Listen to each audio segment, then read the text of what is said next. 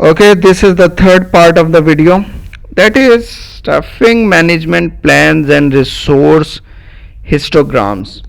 First, I will tell that this topic is available on page 363 and heading 9.4c. So, what is staffing management plans? It describes when and how people will be added to and taken off the project teams. Means a staffing management plan describes when and how people will be added to the project teams and taken off it.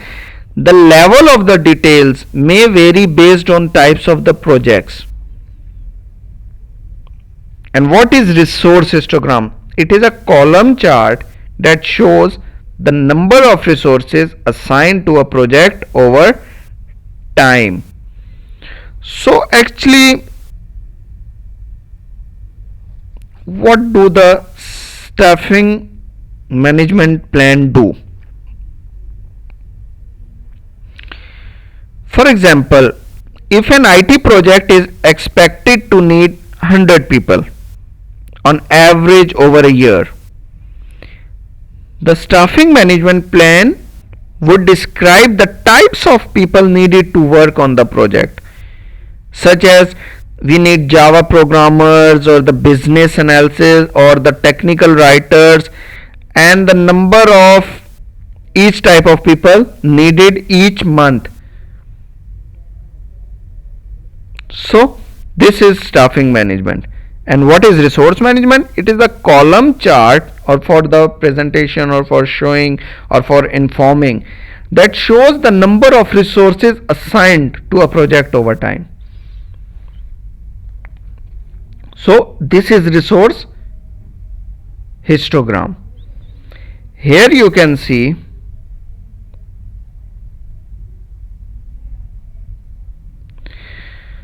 that these are the months. And what was the definition? It is a column chart that shows the number of resources assigned to a project over time. So number of resources, this was what resource? Programmers. This was what resource? Business analysis. And what is this? These are managers. So in January they use these. And how many? They use one manager, they use two business people, and they use one programmer. Same in Feb, but in March they use more programmers, and in April also more programmers, May also programmers, and in the June in the final they use all four types of people there. So this is the resource histogram, and this you can also study from page 363 and 4. Okay, what is next? Resource loading. What is resource loading?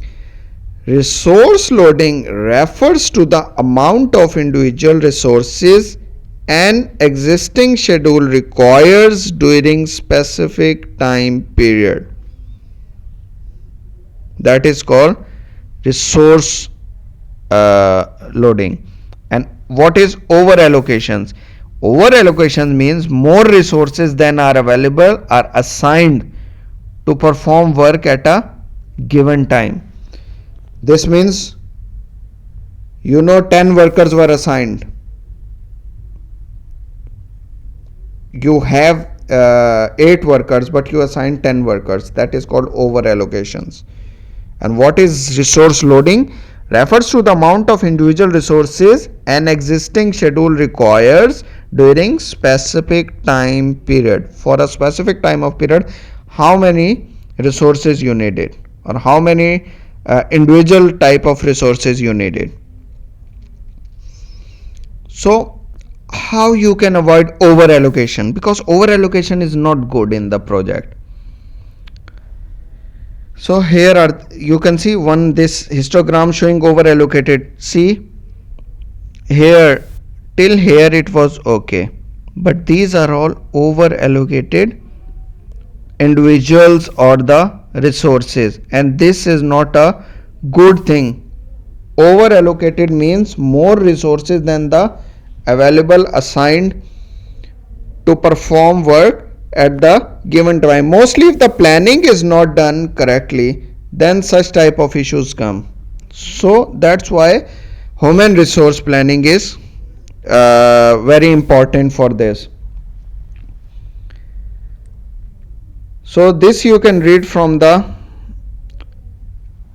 page number 368.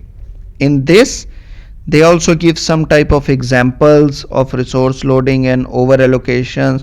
When you will read these examples, you will get more ideas. Yes, there are many examples in this book, so you can read the examples from there. Second thing is resource leveling.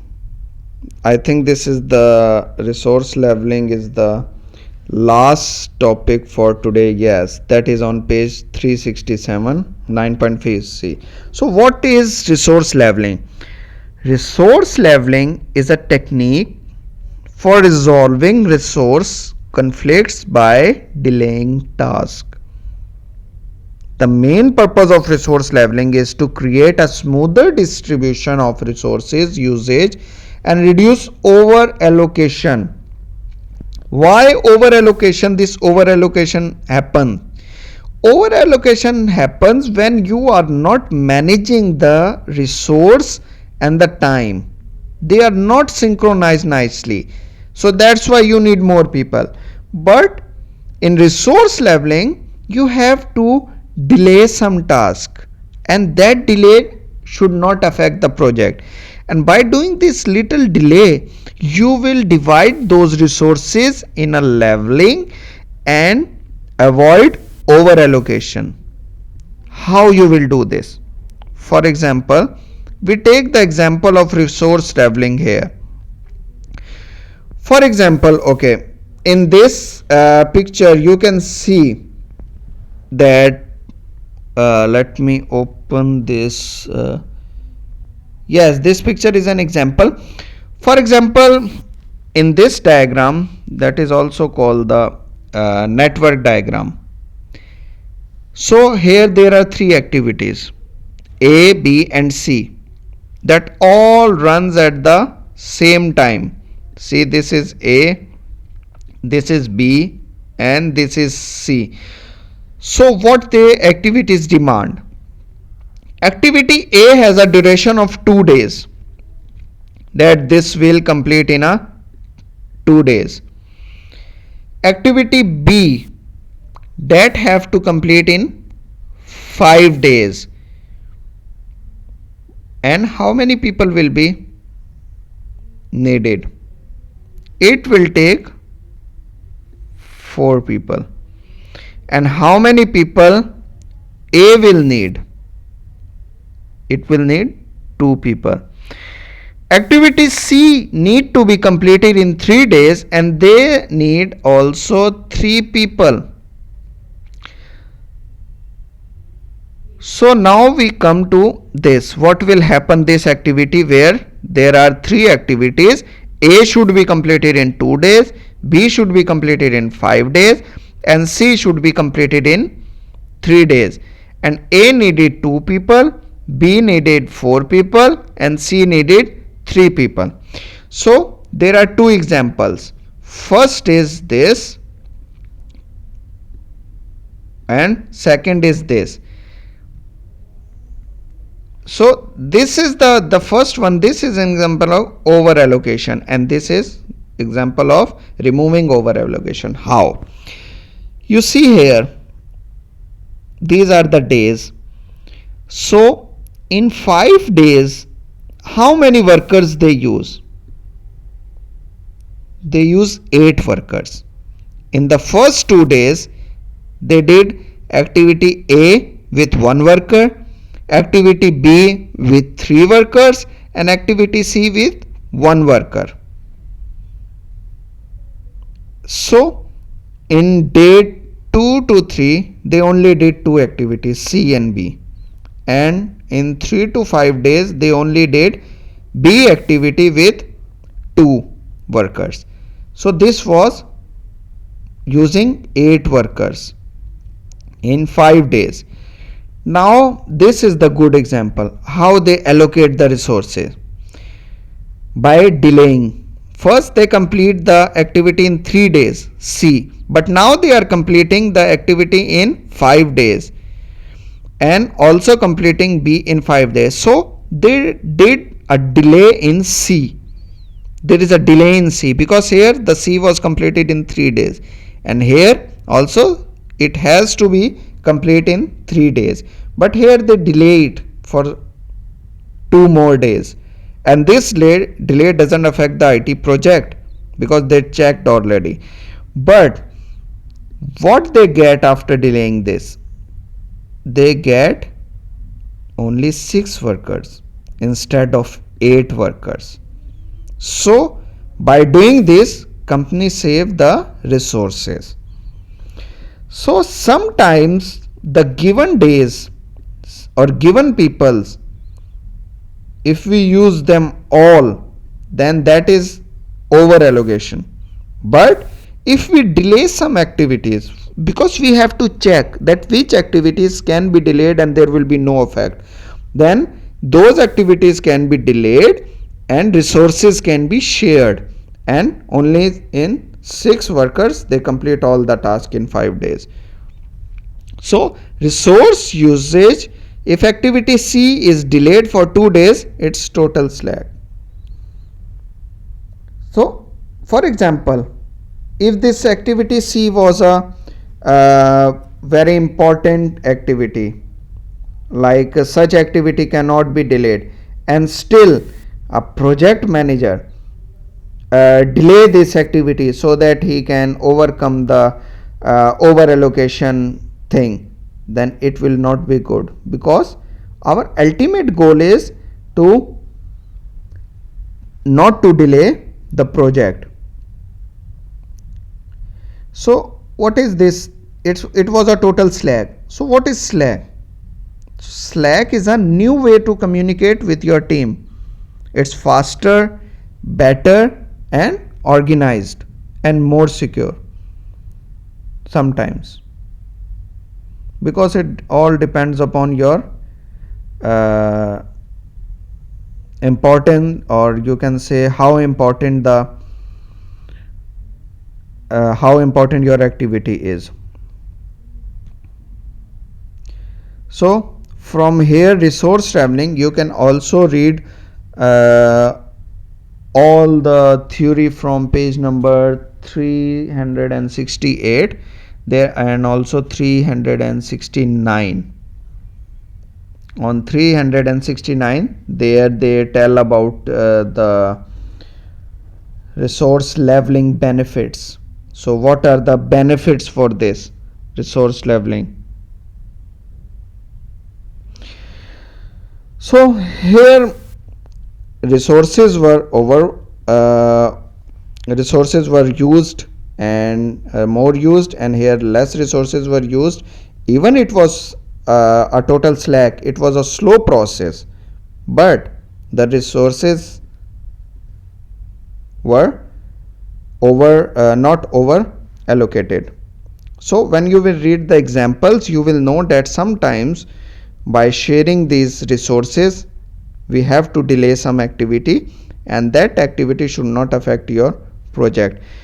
Sometimes we read in the book that okay, we should not delay this activity. Many books will also say, and many people will say that there will be a delay in the project. But sometimes in practical, when you will do the real project, sometimes we have to delay such type of activities. You are not a pure business people who will 100% take the laws or the rules. You are technical people sometimes bypass the rules in real examples or in real projects. So that's why I am saying here, they said that it's a total slack, that means that it is a total delay. But in technical language or in technical real project, sometimes we delay some things which not affecting the project directly. So this is a very deep resource leveling example, and you should read all this theory from page 368. Maybe you will get something new ideas if you are not understanding. So what are the benefits of this resource traveling? The first one is, when resources are used on a more constant basis, they require less management, of course. Second, it may enable project managers to use a just in time inventory type of policy for using subcontractors or other expensive resources. Of course, this leveling might allow the projects to use foresight of consolidation, full times to perform testings. So many advantages. Third one is, it results in fewer problems for project personnel and accounting department, because more resources are used, more problems. The last one is it often improves morale. Of course, morale will be high for all the team. So these are the benefits, but these are just the four parts that I explained. All these parts are well explained on page number 369 of chapter 9. You have to read that for your objectives. So that was all for today's lecture, and in today's lecture what we covered is, we covered project human resource planning. What is human resource planning? What are their challenges? What is organizational chart? I want to tell this, all this organization chart, work definition, responsibility assignment matrix, that is RAM, IACI, staffing management, resource histogram, resource loading, and resource leveling, they are all the part of HR planning or human resource planning. So this is how human resource planning is done. And the only thing left in human resource planning is developing the project team. That will be the last topic for human resource management, and that we will do in our next week. So here I want to give you an assignment, and your assignment is you have to draw, each student have to draw a project organizational chart, and none of the student organizations should match with each other. Not in our WhatsApp group, you can make your another separate group, CR or GR will help, and you can tell your organization name to each other so that there will be no conflict. For example, if one student get the Nestle organization chart or Nestle any project organization chart, so he will make the organization chart of Nestle or any project of that Nestle. So another will work on some other company like Gourmet or Coca-Cola or Pepsi. So each student have to pick one organization and take their any project and make the organization chart. You will get those charts from the internet also, you have to search individually. So no need to go into the companies or organization, all informations are there. The why I want this assignment is that when you will read or see the organization chart of different companies, you will have a clear understanding of this topic, human resource planning. So this assignment I will put on the LMS, and you have to submit on LMS only. So thank you for today's lecture.